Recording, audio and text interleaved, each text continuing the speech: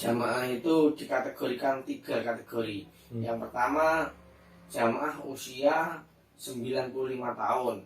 Itu minimal bisa diprioritaskan setelah daftar 3 tahun. Kemudian ada lagi usia 85 tahun ke atas. Itu minimal daftarnya 5 tahun. Ada lagi yang usia 65 tahun ke atas.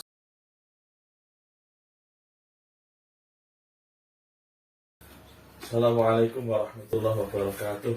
Waalaikumsalam warahmatullahi wabarakatuh. Sehat Mas ya? Alhamdulillah Mas. Semakin optimal dalam melayani jamaah haji. Alhamdulillah. Walaupun kerjaannya sedikit ini. Mas ya, kita 2 Jumat lalu kalau nggak salah, Jumat pagi itu kita kerawat tamu dari DPR, Ibu Ina Amania. Iya. Itu menyapa kita di Trenggalek. Kurang lebih barangkali ada hal-hal yang perlu disampaikan dari hasil sosialisasi itu. Ya, sebatas mensosialisasikan pembatalan pemberangkatan haji.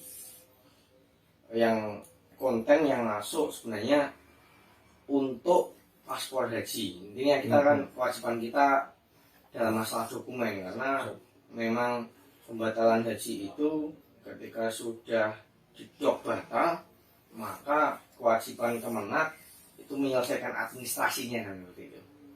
Sebenarnya paspor haji itu adalah milik jamaah haji, bukan Kemenak. Paspor haji itu milik jamaah haji, dan sekarang paspor haji itu kewajiban kita menyampaikan ke jamaah. Ya, ada yang sudah kita sampaikan, tapi juga ada yang memang belum kita sampaikan.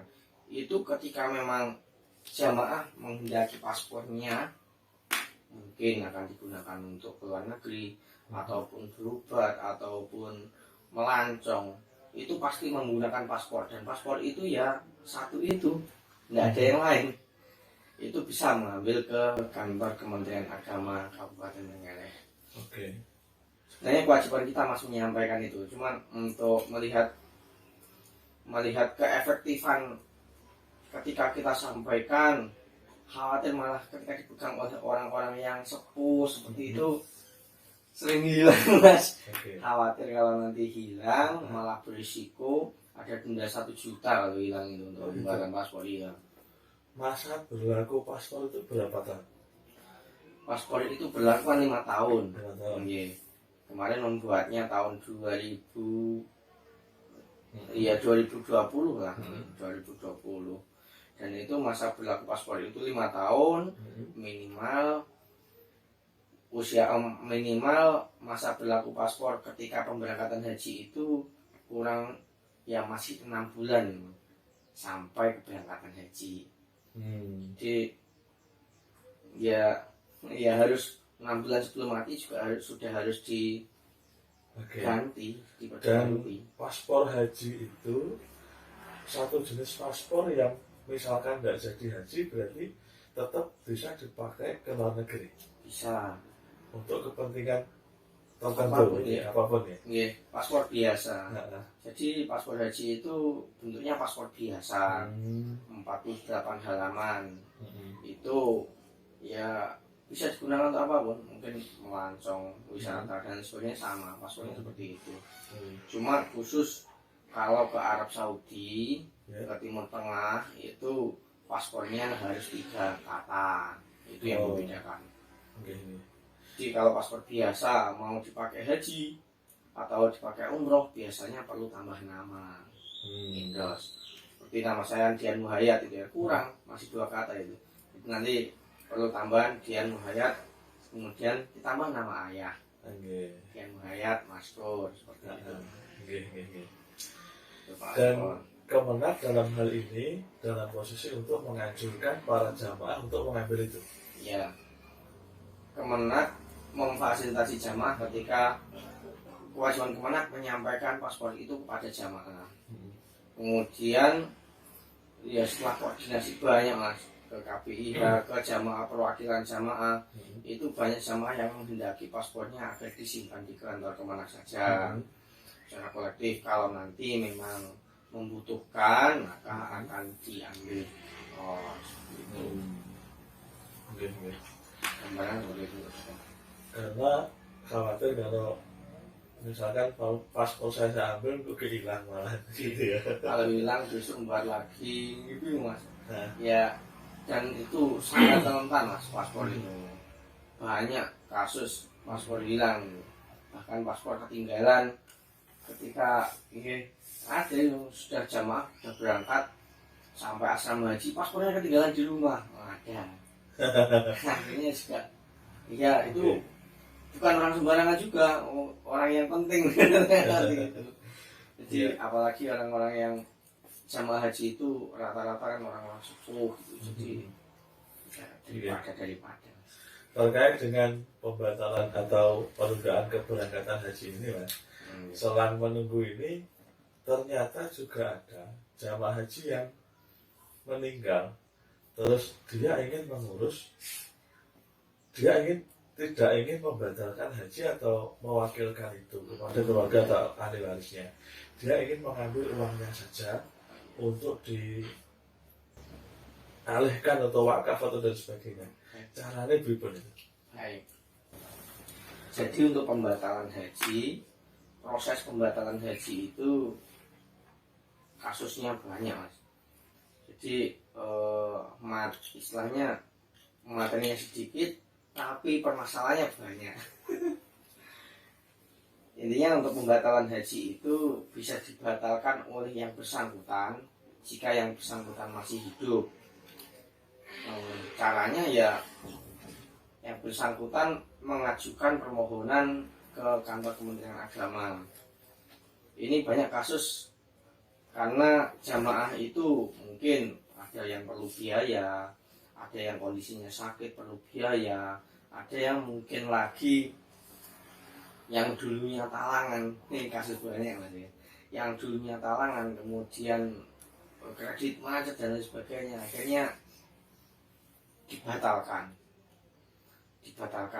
Jadi pembatalan itu bisa dilaksanakan oleh yang bersangkutan. Satu, oleh yang bersangkutan itu ketika beliau masih hidup, maka harus yang bersangkutan sendiri yang membatalkan. Harus yang bersangkutan hadir ke Kemenak, melaksanakan proses pembatalan hajinya. Kalau tidak hadir yang bersangkutan, maka belum kita layani. Kenapa? Kasusnya banyak.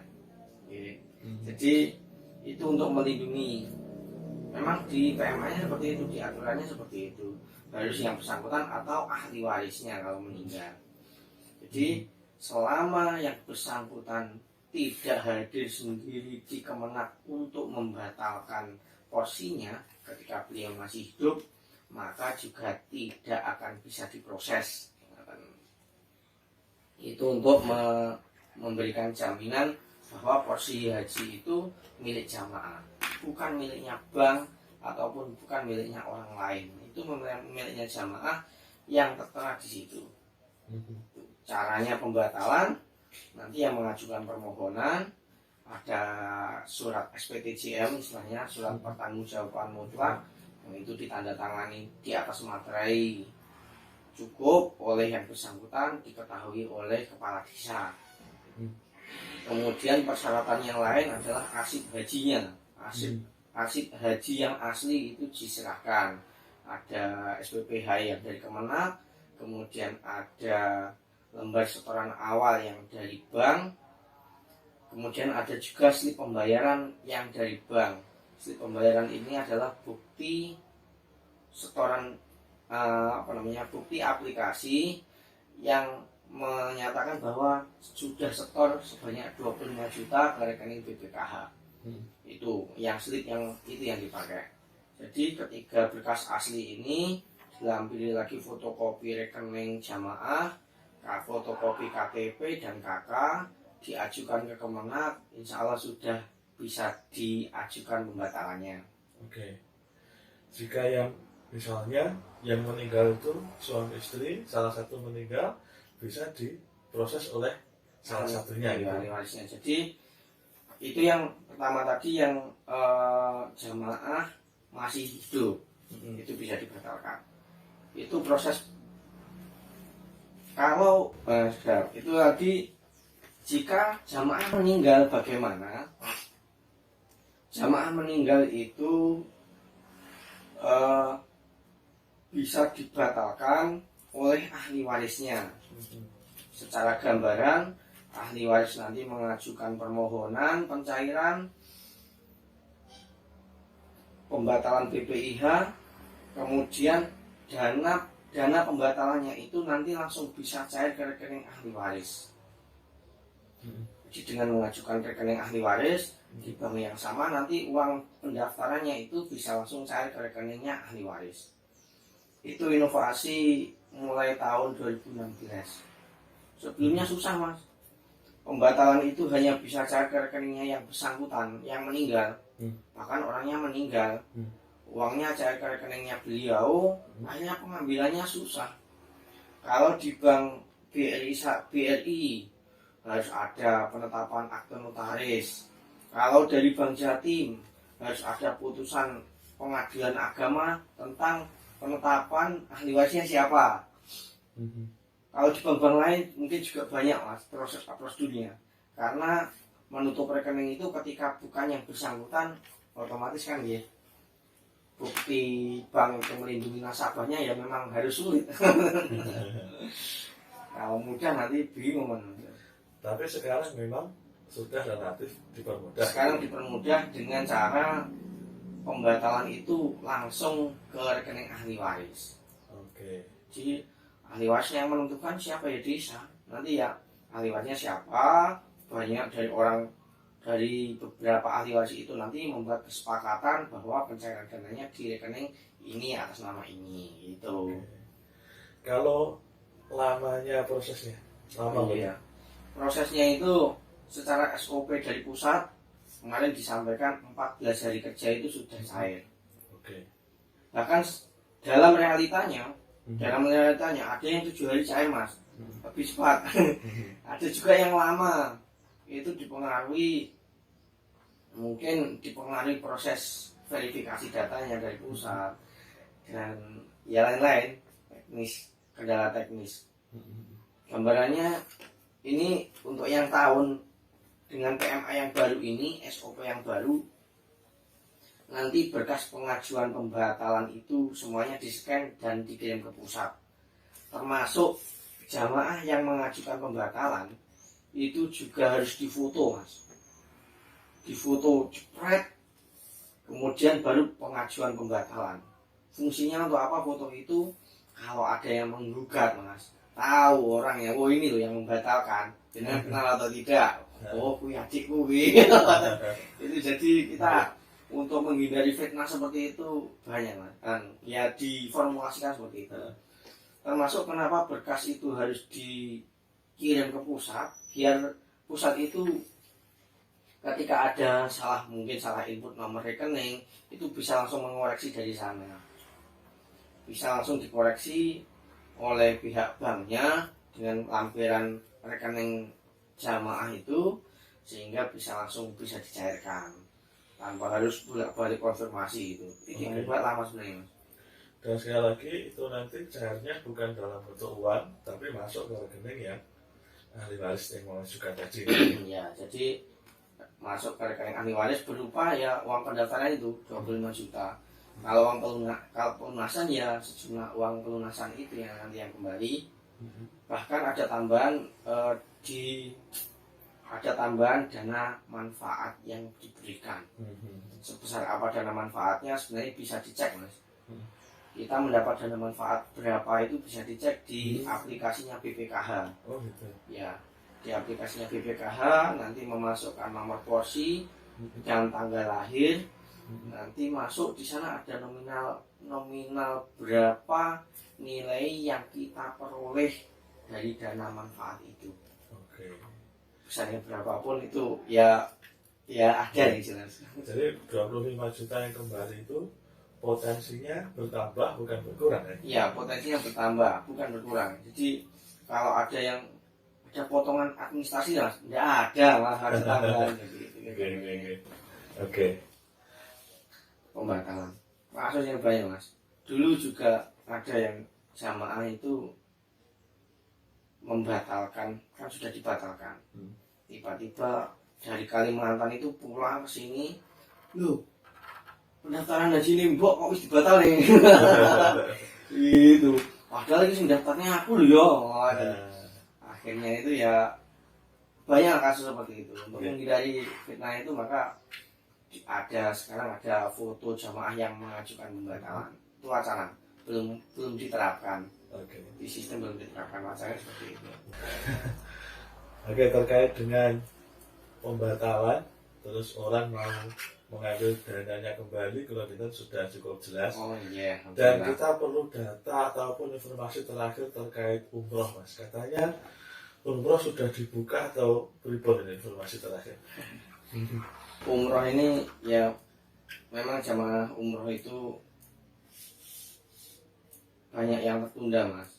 Gambarannya dulu ketika sudah persiapan administrasi, persiapan berangkat, tapi ternyata ada pandemi, akhirnya mulai 2020 itu ya tertunda. Jamaah mulai yang persiapan bulan Maret akan berangkat itu semuanya ya tertunda. Otomatis banyak ambilan jamaah umroh. Ada yang posisinya sudah siap berangkat tapi ternyata sekarang juga ada yang meninggal, kemudian ada yang kemudian tidak siap, ada yang tetap siap dan siap lanjut berangkat. Itu ya macam-macam. Kita sebatas memonitor mas, karena bukan penyelenggaranya, jadi hanya sebatas monitoring ke PPU itu. Jamaah umroh sekarang wacananya mulai November ini akan dibuka, cuman prakteknya bagaimana nanti masih belum begitu jelas. Kuotanya pun juga belum paham, di Indonesia diberi kuota berapa itu belum ada keputusan. Kemudian prokesnya bagaimana itu juga masih perlu penataan itu, maksudnya dan persiapan prokesnya bagaimana. Di sini ada informasi harus ada imun boosternya, ada vaksinasi, sudah vaksinasi lah ini. Di vaksinasi itu perlu booster di sini atau di sana. Kemudian bagaimana ini banyak mas ya. Dan yang sudah diwacanakan di kementerian itu memang umroh yang tahun ini, ketika ada umroh itu umroh rasa haji. Maksudnya umroh rasa haji itu umroh itu sebelum berangkat ke bandara itu dikarantina dulu di asrama haji. Jadi iya seperti haji mah. Jadi karantinanya di asrama haji, baru nanti setelah lolos karantina berangkat ke bandara bareng-bareng dari asrama haji. Jadi seperti haji. Itu acaranya seperti itu. Kalau masalah biayanya bagaimana, ini memang ada yang menyatakan bahwa karena masih seperti itu ada tambahan biaya sekitar banyak mas, 40-50%. Oh itu. Iya. Kalau rata-rata umroh sendiri normalnya berapa mas ya? Rata-rata ya. Ada yang biaya rendah itu 21 itu paling rendah lah saya kira. 21 ada 23, cuma saya sendiri aja. Bukan penyelenggaranya. Jadi memang biaya umroh itu tergantung biaya tiket, biaya catering, biaya akomodasi di sana, itu yang mempengaruhi biaya umroh yang jelas. Kalau biaya kadang juga ada biaya promo seperti itu kan, akhirnya jadi lebih murah. Itu pintar-pintarnya penyelenggara umroh itu cari apa namanya, cari peluang-peluang untuk dapat diskon. Mas ya, taruhlah biaya umroh itu kurang lebihnya 30 juta umumnya. Berarti kalau ada biaya tambahan sekitar 50% ya 40 sampai 45 bisa 50, dan itu setara haji kan. tinggi mas ya. Makanya umroh rasa haji biayanya itu tadi.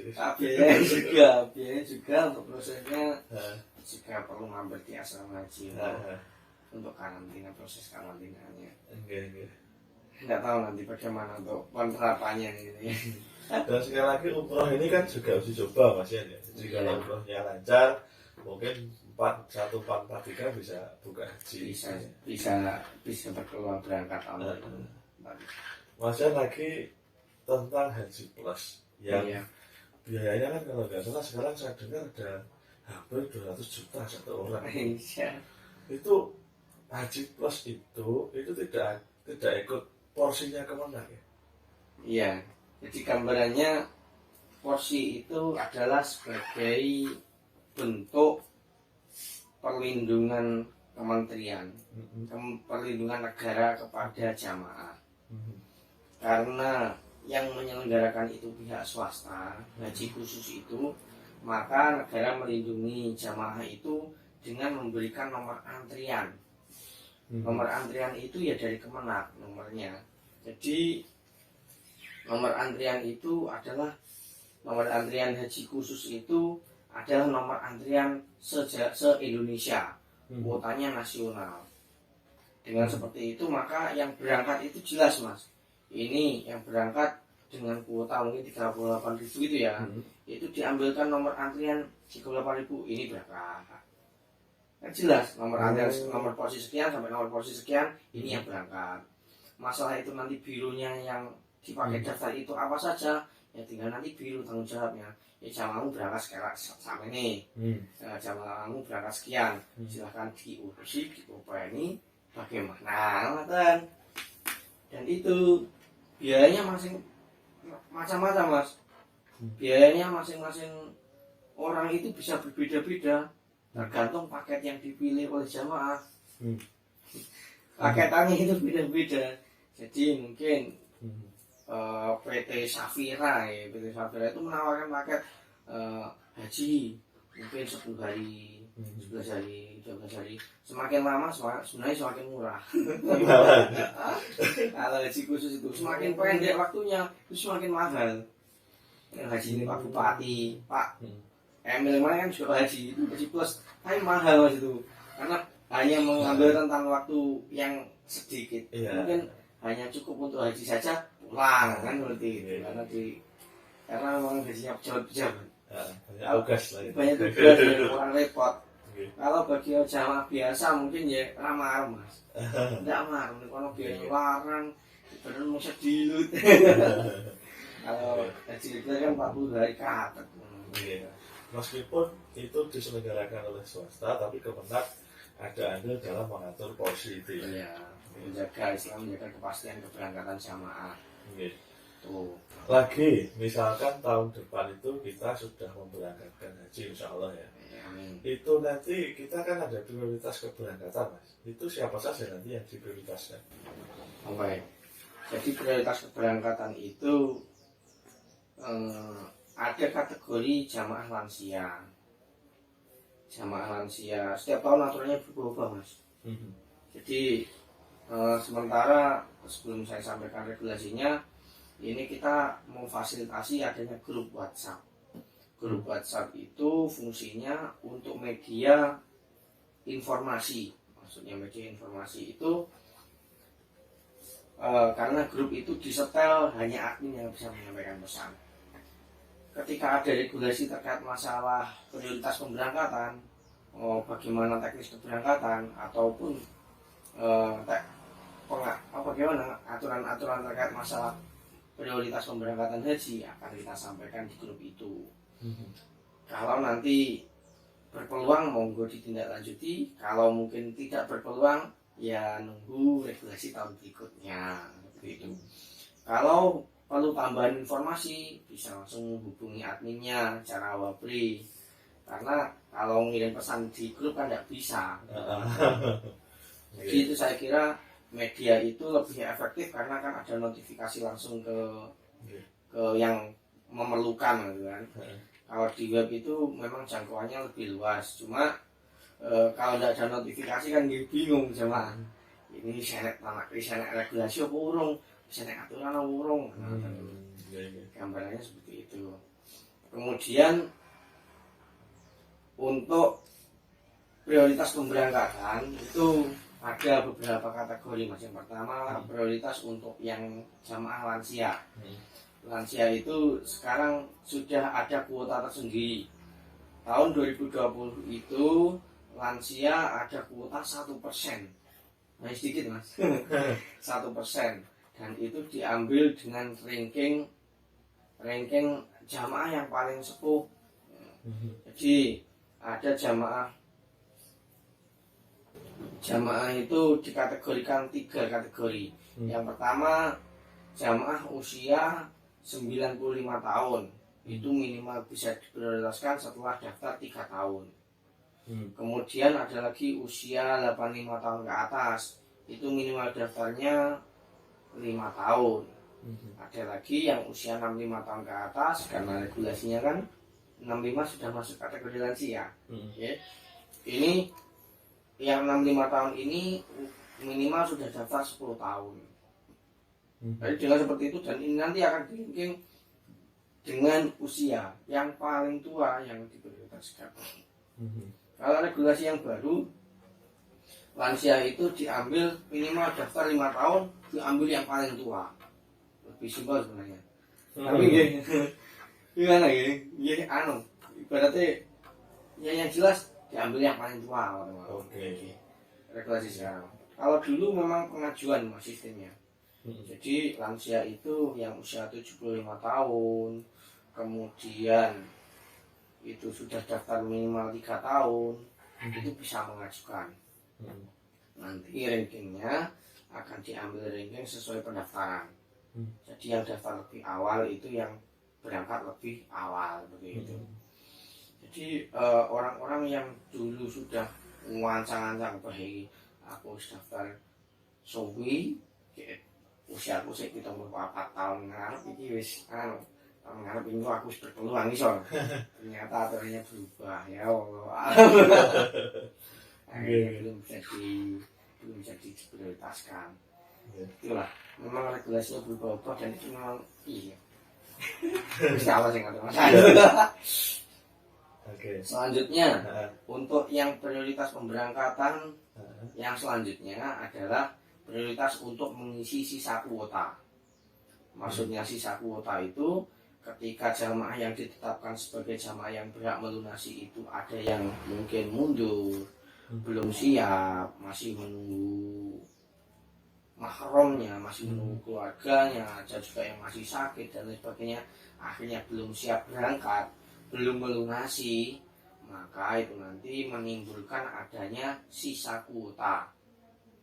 Sisa kuota nanti akan diisi. Untuk mengisi sisa kuota itu bagaimana regulasinya? Yang pertama yang sekarang ya, untuk jamaah yang gagal sistem, maksudnya sudah sebenarnya pengen melunasi, sudah melunasi, tapi ternyata sistemnya pada saat itu rusak. Nah, itu bisa diajukan untuk bisa melunasi di tahap kedua. Selain di masa perpanjangan pelunasan. Selanjutnya untuk jamaah yang menjadi pendamping lansia. Pendamping lansia itu ya bisa jadi lansia yang diprioritaskan tadi, juga bisa jadi jamaah yang sudah punya berangkat yang usianya 65 tahun ke atas. Itu bisa mengajukan 1 orang pendamping dari anak kandung atau saudara kandung atau anak mantu, sekarang juga bisa untuk lansia. Kalau dulu belum bisa, anak mantu, kemudian suami istrinya bisa. Ada itu. Ada kemudian selain pendamping lansia itu juga ada penggabungan keluarga terpisah. Penggabungan keluarga terpisah itu jamaah yang sudah akan berangkat itu bisa digabungi satu jamaah, bisa digabungi 1 orang dari keluarganya yang sudah daftar minimal 5 tahun. Tuh. Jadi sudah daftar minimal 5 tahun. Siapa saja keluarga yang dianggap keluarga itu, yaitu suami, istri, kemudian anak kandung, saudara kandung, dan juga orang tua. Jadi orang tuanya umpamanya daftar carry, gabung anak yang daftar awal itu juga bisa. Oh gitu. Tuh, syaratnya minimal daftarnya 5 tahun. Ah gitu ya. Kemudian setelah penggabungan, kemudian ada lagi yang jamaah disabilitas. Nah, Jamaah disabilitas itu berhak mengajukan prioritas pemberangkatan, dan juga ada 1 orang pendamping. Rasanya pendamping itu ya seperti lansia pendamping kan. Kalau yang penggabungan kan penggabungan keluarga, tapi kalau pendamping itu ya seperti yang lansia tadi, ada anak mantu juga. oh gitu. Oke. Tuh, selanjutnya selain disabilitas termasuk jamaah yang lunas tahun jamaah yang sudah pernah melunasi tahun sebelumnya, itu juga ada kesempatan untuk itu. Selanjutnya adalah jamaah nomor porsi berikutnya, jamaah cadangan. Itu jadi diatur seperti itu ya agar bisa memenuhi sisa kuota. Kalau ternyata masih sisa bagaimana? Ya cadangan ini yang maju untuk menyukupi. Karena cadangan itu membuat pernyataan, Mas. Pernyataannya dan si Malakal. Saya itu jamaah, saya menyatakan diri bahwa saya itu jamaah tahun berikutnya. Saya siap melunasi, dan tidak ada paksaan dari siapapun. Saya siap berangkat dengan mengikuti kloter manapun. Kalau tidak berangkat, saya tidak menuntut apapun. Gambarnya seperti itu cadangan itu. Jadi cadangan itu pokoknya harus siap, udah. Bukatun bukuras ini aku siap, udah. Dan itu siap diikutkan di kloter manapun. Oh gitu ya. Iya. Ya dengan segala konsekuensi itu konsekuensi, ya. pokoknya budal pokoknya. Bahasanya pokoknya budal. Itu siap pokoknya budal. Kalau memang tidak siap ya tahun berikutnya aja. Tidak membuat suatu pernyataan otomatis tidak usah melunasi, tidak bisa melunasi, ya sudah tahun berikutnya saja. Oke. Yang tidak mau ambil risiko ya seperti itu. Yang mau ngoyo, yang gekang aku budal, ya ada peluang seperti itu. Oke Mas ya, kira langkung kita tadi sudah membahas beberapa update kabar terkait haji sampai mana-mana yang diprioritaskan. Barangkali sebelum diakhiri ada pesan-pesan buat para pemirsa di kesempatan hari ini, monggo. Terima kasih Mas Heri. Baik, untuk haji itu memang panggilan ilahi. Benar, Allah yang hanya bisa memanggil, kita hanya bisa merencanakan, kita hanya bisa berikhtiar. Ikhtiar kita semaksimal apapun, kalau memang Allah memang menghendaki lain itu memang susah. Tapi bagaimanapun caranya, ketika Allah mau memanggil, itu Allah yang mengatur nanti. Insya Allah, mintalah kepada Allah. Ojo minta ke petugas katanya gitu. Petugasnya tidak iso apa-apa. Petugasnya ditabrak. Minta ke petugas itu tidak bisa apa-apa. Hanya lantaran mawon. Terima kasih. Pesan terakhir ini sepertinya menyiratkan sesuatu yang tidak bisa terungkapkan ya. Gitu ya. Ya begitulah Mas. Oke. Mas ya, terima kasih hari ini. Insya Allah kita senantiasa kepalingan sehat sehingga insya Allah setiap Selasa kita hadir untuk para pemirsa ya. Semoga bisa istiqomah. Amin. Terima kasih Mas Nabi pun. Ya pemirsa. Assalamualaikum warahmatullahi wabarakatuh. Waalaikumsalam warahmatullahi wabarakatuh.